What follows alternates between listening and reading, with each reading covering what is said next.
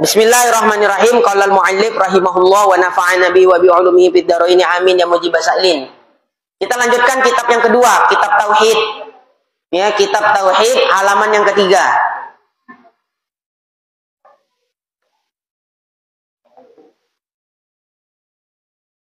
Baris ke-15 dari bawah. Baris ke-15 dari bawah. Dan maudhu'nya. Udah ketemu? Maudhu' itu apa? Artinya hantarnya. Apa hantar itu maksudnya? Bahasa kita ruang lingkup. Maudhu' itu ruang lingkup. Jadi gini. Jenis-jenis nggak masuk, kurang pas. Ruang lingkup. Ruang lingkup itu maksudnya bahasannya ilmu tauhid ini apa sih? Apa sih yang dibahas dalam ilmu tauhid ini? Itulah maudhu'. Ya, kalau bahasa istilahnya adalah ruang lingkup. Ya. Dan maudhu'nya ilmu tauhid itu zat Allah dan zat segala anbiya'nya. Yang kita bicarakan itu zat Allah dan zat segala rasulnya. Daripada sekira-kira yang kita bicarakan daripada barang yang wajib baginya dan yang mustahil dan yang harus. Kemarin kita sudah membahas definisinya ilmu tauhid. Ya, definisi ilmu tauhid kemarin adalah al-ilmu bil aqaidid diniyati an-nasyiati anil adillatil yakiniyah. Dalam perkara tauhid itu harus dengan dalil yang yakin. Ya, itu yang disebut dengan ma'rifatullah. Ya, itu yang disebut dengan ma'rifatullah. Ketika ditanya misalnya, kita ulang sedikit. Kamu percaya dan yakin tidak kalau Allah itu ada? Apa jawab kita? Yakin dan percaya kalau Allah itu ada. Kemudian ditanya lagi, kalau kamu percaya dan yakin bahwa Allah itu ada, apa buktinya? Apa dalilnya? Kita jawab, dalil adanya Allah adalah alam ini. Adanya alam ini menjadi dalil, menjadi bukti adanya Allah. Ditanya lagi, bagaimana kau bisa menjadikan alam ini sebagai dalil, sebagai bukti adanya Allah? Maka kita jawab, ya, bahwa alam ini baharu. Kan itu ya? Bahwa alam ini adalah baharu. Setiap yang baharu pasti ada yang menjadikan, yang menciptakan. Maka yang menciptakan alam itu adalah Allah. Nah, itu namanya dalil yakiniyah. Itulah yang disebut ma'rifah. Maka dalam ilmu tauhid ini hadirin, tidak boleh taklid. Saya ingatkan sekali lagi. Taklid itu gimana? Misalnya, kita ditanya orang, kamu percaya dan yakin tidak kalau Allah itu ada? Kita jawab, percaya, yakin Allah itu ada. Apa dalil dan bukti kalau Allah itu ada? Maka dijawabnya, Pak, kalau Bapak tanya dalilnya, ya, dalilnya Allah itu ada apa? Saya tak tahu. Tak dapat saya menjelaskan. Tapi Bapak nggak usah ragu tentang keyakinan saya tentang adanya Allah. Saya yakin, sebenar-benar yakin kalau Allah itu ada. Tapi kalau Bapak tanya apa dalilnya, apa buktinya, tak dapat saya. Inilah namanya taklid. Paham nggak kira-kira? Makanya tidak boleh tidak, kita harus belajar tauhid, mengaji tauhid. Kalau kita tidak belajar tauhid, iman kita diperdebatkan ulama. Sebagian ulama menganggap orang yang taklid kufur. Sampai di dalam kitab Kifayatul Awam jelas ya. Orang yang tidak dapat membedakan wajib, mustahil, jaiz bagi Allah, berarti dia nggak belajar tauhid. Wudhu dan sholatnya tidak sah. Sampai seperti itu. Wudhu dan sholatnya tidak sah. Gimana mau wudhunya sah? Iman dia belum sah. Syarat sahnya iman harus mengerti dalil, ma'rifah tadi. Sementara dia ditanya apa bukti adanya Allah pun tak tahu, berarti dia taklid. Kalau dia bisa menjawab, berarti dia ma'rifah, kan gitu. Itu ajanya. Ya, apa dalilnya, buktinya kalau Allah ada? Kalau dia bisa menjawab, berarti ma'rifah itu namanya. Tapi kalau dia tidak dapat menjawab, berarti taklid. Maka orang yang taklid tadi imannya diperdebatkan ulama. Ya, makanya mumpung masih dikasih kesempatan hidup, ya, mengajilah tauhid. Walaupun tak paham kita betul 100%, paling tidak dengan duduknya kita di majelis misal ini, kita belajar tauhid, mendapat bimbingan dari seorang guru, maka itu kita sudah dianggap keluar dari taklid. Ya, jadi orang yang taklid itu yang tidak belajar tauhid sama sekali. Kalau orang yang mendapat bimbingan guru seperti kita yang mengaji, itu tidak termasuk taklid. Ya, nah, itulah dia. Kalau di kota, nyari orang mau belajar tauhid itu susah. Kalau di sini, ya di daerah Kuala Tanjung ini senangnya orang memang mengaji tauhid. Kalau di kota itu makin dibuat ngaji tauhid makin nggak ada orang datang. Ya, tapi kalau itu cerita ceramahnya tentang cinta-cinta, rame anak muda itu, ya. Nah, coba ngaji bab wudu, bab sholat, ya, bab tauhid. Nah, yang tua-tua yang datang, anak muda nggak ada. Itu dia. Baik, maudhu'nya ilmu tauhid. Maudhu' tadi apa kalau kita artikan? Ruang lingkup. Jadi cakupan pembahasan ilmu tauhid itu apa sih yang dibahas? Itulah maudhu'. Ruang lingkup pembahasan ilmu tauhid itu apa? Yang dibahas dalam ilmu tauhid yang nggak keluar dari zat Allah, ya, tentang Allah, tentang Nabi Rasul, dan tentang, kan ada 3 tuh, ilahiyat, ya, kemudian nubuat, kemudian yang ketiga sam'iyat. Jadi ruang lingkup atau maudhu'nya pembahasan ilmu tauhid ya 3 ini aja. Ilahiyat. Apa yang dimaksud dengan ilahiyat? Membahas tentang ketuhanan, membahas tentang sifat wajib bagi Allah, membahas tentang sifat mustahil bagi Allah, membahas tentang sifat jaiz bagi Allah. Ini yang disebut namanya ilahiyat. Kemudian setelah membahas ilahiyat, ada namanya pembahasan nubuat. Nubuat itu apa yang dibahas? Yang dibahas dalam nubuat itu ya tentang Nabi dan Rasul. Sifat wajib bagi Nabi dan Rasul, sifat mustahil bagi Nabi dan Rasul, sifat jaiz bagi Nabi dan Rasul beserta dalilnya tentunya. Ini yang dinamakan dengan nubuat. Kemudian yang ketiga, sam'iyat. Nah, sam'iyat itu tentang alam akhirat. Akhirat, apa? Yaumil akhir, hari akhir. Kenapa dinamakan hari akhir? Alam kubur itu udah termasuk yaumil akhir atau belum? Kita ini sekarang di alam apa? Alam dunia. Betul. Ya, setelah ini nanti kita masuk alam kubur. Nah, alam kubur itu udah masuk bagian alam akhirat belum? Alam kubur itu ujungnya alam dunia dan awal alam akhirat. Ya, tapi nggak masuk alam dunia. Alam dunia saja, alam kubur saja, alam akhirat saja. Ya, tapi kata ulama di dalam kitab Nurul Zulam Syarah Aqidatul Awam, alam kubur itu, ya, itu adalah gerbang terakhir alam dunia dan gerbang pembuka alam akhirat. Makanya alam kubur itu menjadi pertanda kita itu ahlul jannah atau ahlun nar. Kalau kita di alam kubur enak, nikmat, tidur nyenyak, berarti itu yang dinamakan alam kubur menjadi taman-taman surga. Kalau begitu itu jadi tanda cikal bakal. Ya, kalau kita nanti akan masuk surga. Tapi kalau di alam kubur tersiksa, hajab awak. Di alam kubur tuh berarti tanda-tanda orang tersebut akan masuk ke dalam neraka. Nah, jadi kita berharap hadirin, alam kubur kita itu menjadi taman-taman surga. Apa amalannya? Untuk ibu-ibu, bapak-bapak nih saya kasih. Ya, apalagi yang sudah lanjut usia, yang umurnya 40 tahun ke atas. Tapi yang masih muda bukan berarti nggak boleh ngamalin. Terkadang yang muda mati duluan. Ya, kecuali saya. Ya, saya panjang umur insya Allah. Ya. Nah, jadi jangan bangga-bangga yang muda. Saya masih di bawah 40 tahun, nggak apa-apa, masih aman katanya. Nggak taunya rupanya meninggal duluan. Nah, cuma apanya kita cerita nih? Cerita umumnya, ya. Kalau sudah umur 40 tahun ke atas semakin dekat lah. Kan gitu kan?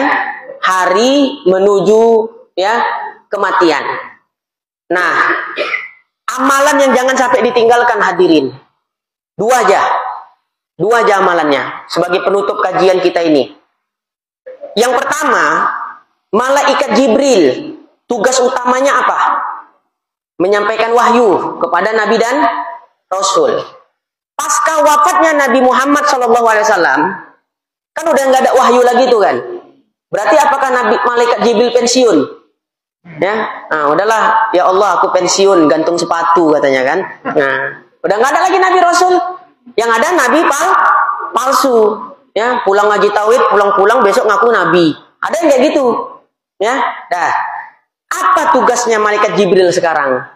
Nabi pernah menyebutkan dalam sebuah hadis, pasca wafatnya aku, kata Nabi Muhammad, maka malaikat Jibril akan bertugas mendampingi orang yang sakaratul maut dalam keadaan bersuci.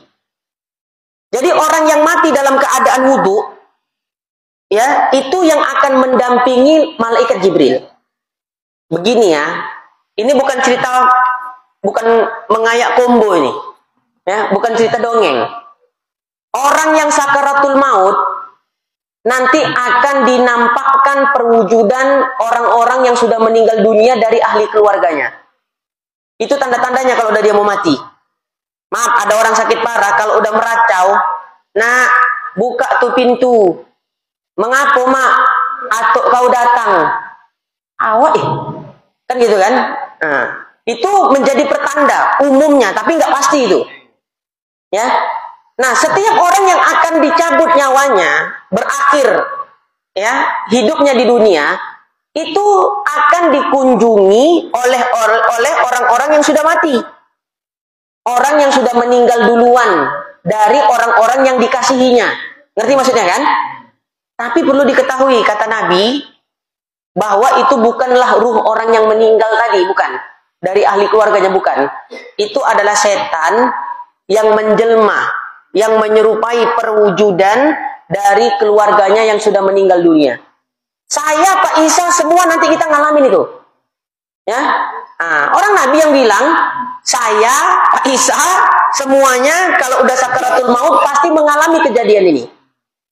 Jadi nanti kita udah mau dicabut nyawa itu, ya, kita dikelilingi oleh keluarga kita yang sudah meninggal dunia. Tapi sekali lagi kata Nabi apa?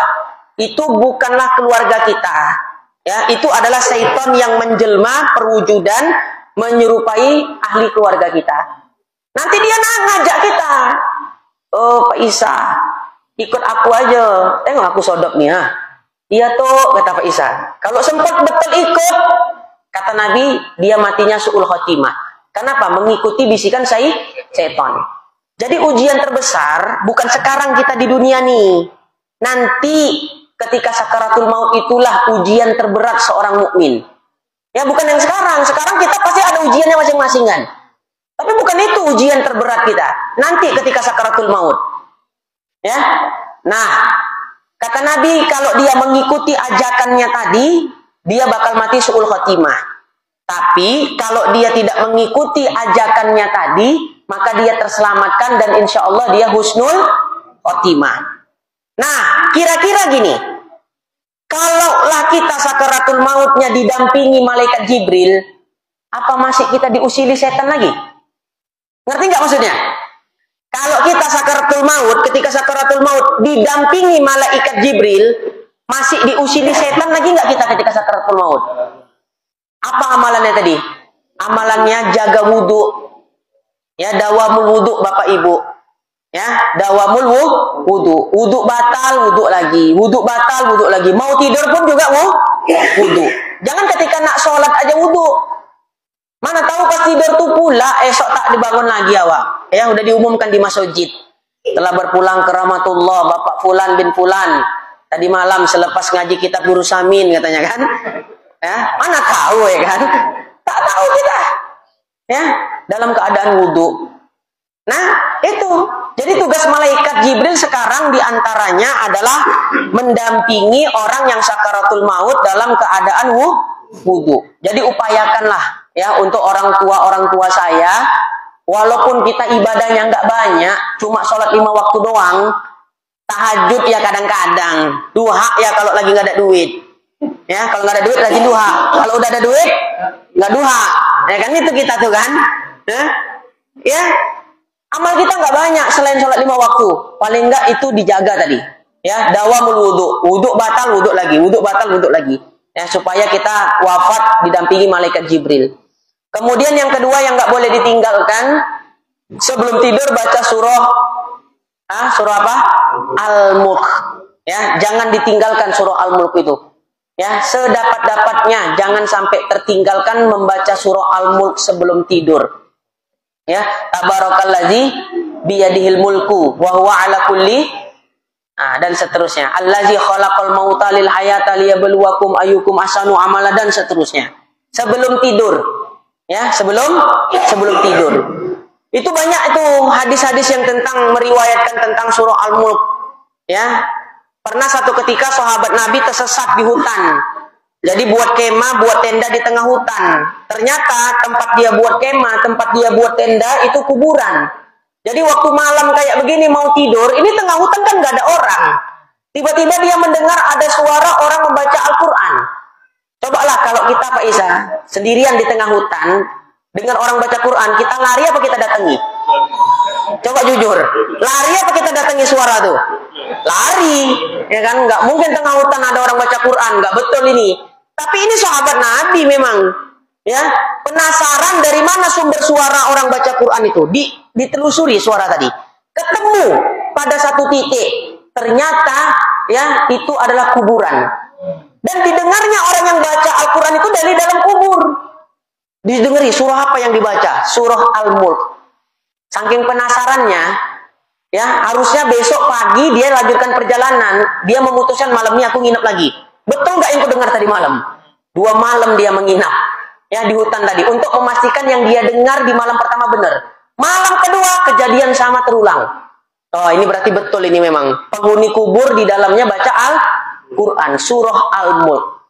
Besok paginya, ya dia kemas-kemas tenda, melanjutkan perjalanan sampai kota Madinah ketemu Nabi. Diceritakannya ke Nabi Muhammad, ya Rasulullah, ya saya kemarin waktu ke Medang Baru, ya nginap di sawah-sawah, ya tak tahu awak itu kuburan, berkemah awak di situ. Terdengar ada suara orang baca Quran. 2 malam saya menginap. Dan surah yang saya dengar yang dibaca oleh si orang yang di dalam kubur tadi surah Al-Mulk. Kemudian dijawab oleh Nabi SAW, wahuwa mani'atun min azabil qabri, kata Nabi. Ya, bahwasanya surah Al-Mulk itu mencegah dari azab kubur. Nah, jadi artinya apa? Yang didengar sahabat itu dibenarkan Nabi Muhammad. Kan nggak mungkin Nabi bohong. Ya, jadi sampai dikasih kemuliaan oleh Allah orang yang rajin baca surah Al-Mulk, di dalam kuburnya pun dia mengaji. Kira-kira kalau orang di dalam kubur mengaji, dia dapat nikmat kubur atau azab kubur? Nikmat. Sebagaimana saya katakan tadi, kalau kuburnya sudah seperti surga, berarti tanda-tanda dia bakal masuk surga. Nah, kalau sebaliknya, ya, berarti dia bakal masuk neraka. Ya, nauzubillahi min zalik. 2 itu ajalah Bapak Ibu hadirin, ya, yang paling penting, ya, upayakan untuk terus senantiasa kondisinya dalam keadaan apa? Suci, dalam keadaan berwudu. Kemudian setiap mau tidur jangan lupa baca surah Al-Mulk. Ya, jangan lupa baca surah Al-Mulk supaya ya kita mendapat perlindungan daripada azab kubur.